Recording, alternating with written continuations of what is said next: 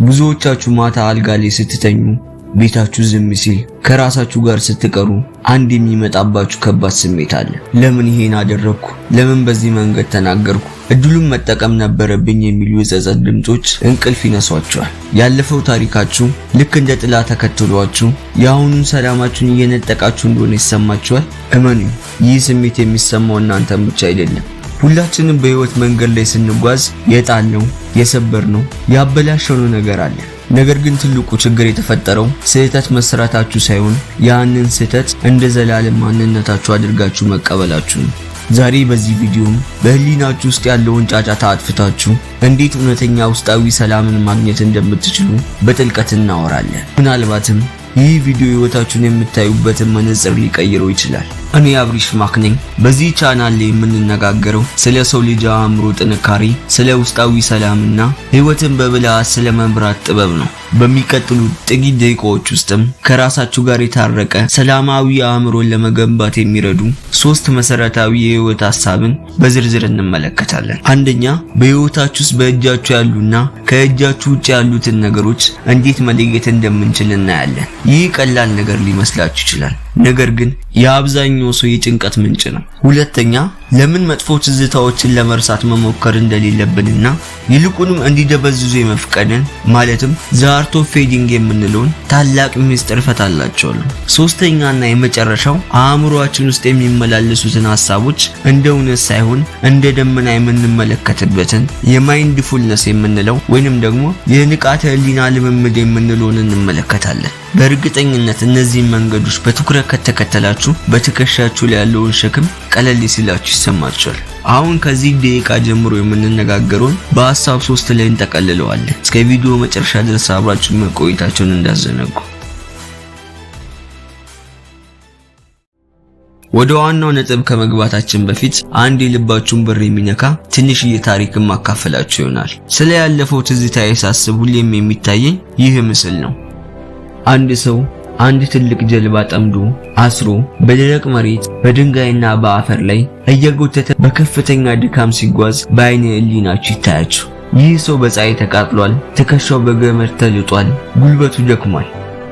ሰዎች በመንገድ ሲያልፍ ያዩትና ይህ እኮ ጀልባ ነው፣ የሚጠቅመው በውሃ ላይ እንጂ በደረቅ መሬት ላይ አይደለም፣ ምን ይሰራልሃል?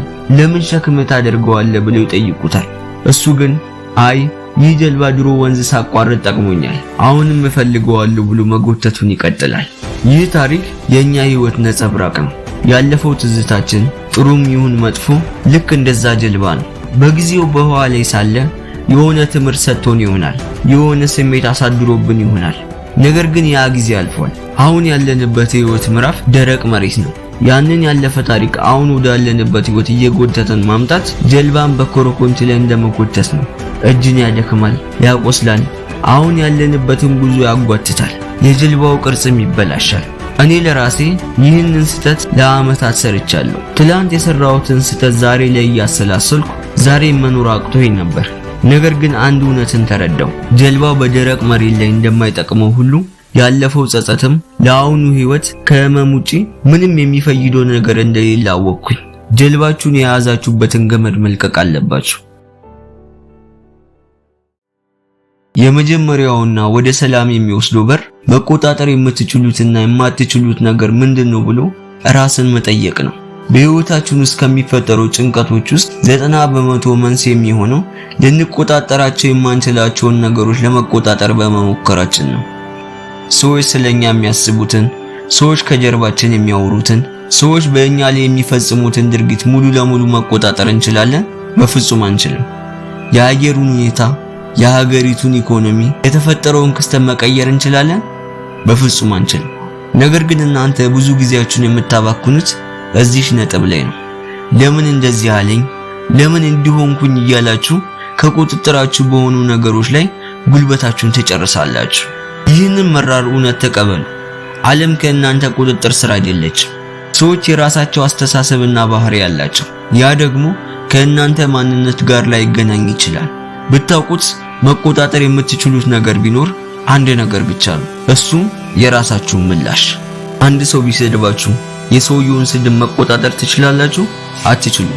ነገር ግን ለስድቡ የምትሰጡትን ስሜትና ምላሽ መቆጣጠር ትችላላችሁ። ከቁጥጥራችሁ ውጪ ለሆኑ ነገሮች እጃችሁን መስጠታችሁ ሽንፈታም ሳይሆን የሚያደርጋችሁ ጥበበኛ ነው። ይህ በእኔ እጅ አይደለም ብላችሁ ነገሩን ስትለቁት ነፃነታችሁን ታገኛላችሁ፣ ሰላማችሁን ታገኛላችሁ። ይህ በጣም ስሱና ብዙ ሰው የሚሳሳትበት ነጥብ ነው። ብዙዎቻችሁ ያለፈውን ታሪክ መርሳት እፈልጋለሁ ትላላችሁ። ምክሬን ስሙን፣ ለመርሳት አትሞክሩ። ለምን መሰላችሁ? የሰው ልጅ የአእምሮ ተፈጥሮ አንድ ነገርን አታስብ ወይንም ደግሞ እርሳው ሲባል ያንን ነገር በይበልጥ ወደፊት ያመጣዋል። ያለፈውን ህመም መርሳት አለብኝ ብላችሁ ስትታገሉ ህመሙን እያደሳችሁት ነው፣ ቁስሉን እየጎረገራችሁት ነው። መፍትሄው ነገሩ በራሱ ሰዓት እንዲደበዝዝ መፍቀድ ነው። ልክ እንደ አካላዊ ቁስል ማለት ነው። እንደ ምሳሌ እጃችሁ ቢቆስል እንዲድንላችሁ ጊዜ ትሰጡታላችሁ፣ ታክሙታላችሁ፣ ከዛም እስከነጨራሹ ትተውታላችሁ። በጊዜ ሂደትም ቁስሉ ይደርቃል፣ ጠባሳ ይሆናል፣ ህመሙ ይጠፋል። የአእምሮ ቁስልም ጊዜ ይፈልጋል። መጥፎ ትዝታ ሲመጣባችሁ አትደንግጡ፣ አትዋጉት። ይህ ትዝታ መጣ፣ እሺ ይሁን ብላችሁ ተቀበሉት። ነገር ግን ትኩረት አትስጡት። ለአንድ ነገር አቴንሽን በነፈጋችሁት ቁጥር ጉልበቱ እየደከመ ይሄዳል። ያለፈው ትዝታ ምግብና ውሃ የእናንተ ትኩረት ነው። ትኩረቱን ስታቆሙ ትዝታው ቀስ በቀስ እየደበዘዘ ጉልበቱ እየጠፋ በመጨረሻም ህመም የማይሰጥ ባዶ ምስል ብቻ ሆኖ ይቀራል። ለራሳችሁ ጊዜ ስጡ። ፈውስ የሂደት ውጤት እንጂ የአንድ ሌሊት ተአምር አይደለም።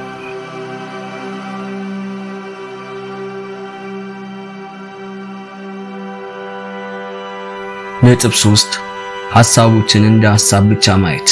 ያለፈው ትዝታ፣ የጥፋተኝነት ስሜት፣ ጭንቀት፣ እነዚህ ሁሉ በመሰረቱ ምንድን ናቸው?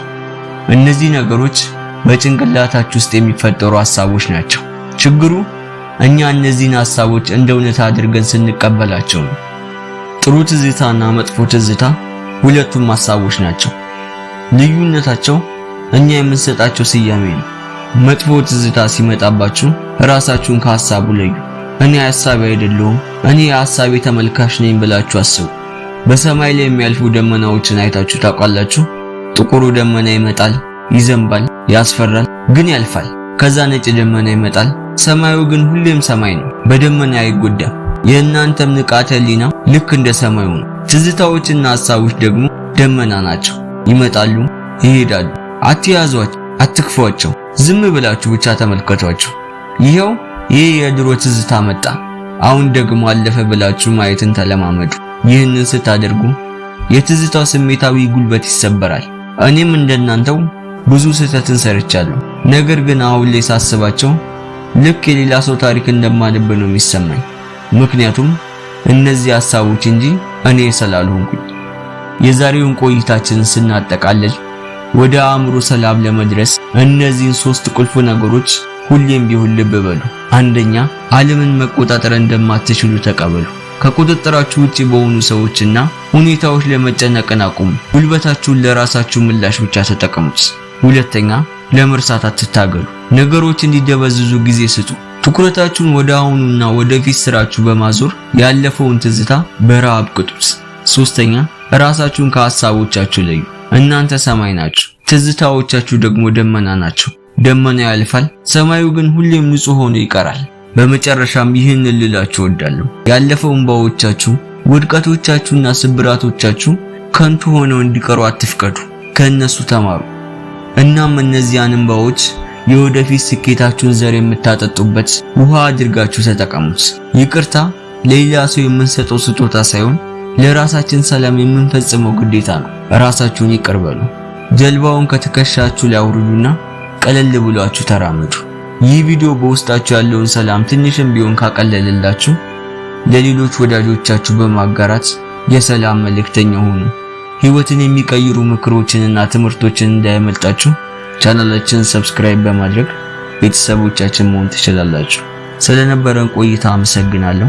ሰላም፣ ፍቅርና ጤና ለእናንተ ይሁን። በሚቀጥለው ቪዲዮ እስከምንገናኝ ድረስ ቸርን ሰንብት። ባይ